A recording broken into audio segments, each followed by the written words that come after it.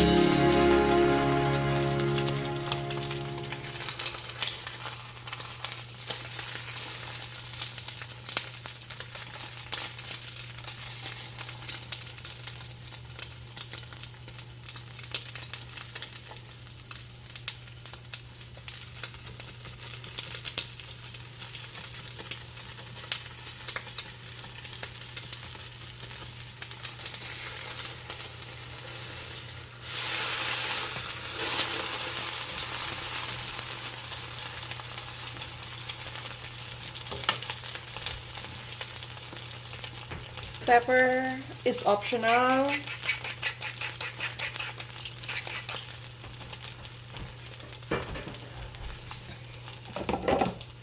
And I'm gonna sprinkle more salt.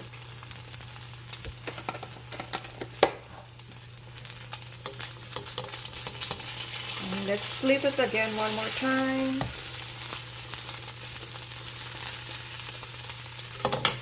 And I'll sprinkle on this side as well. Yun ang ating omelette for today.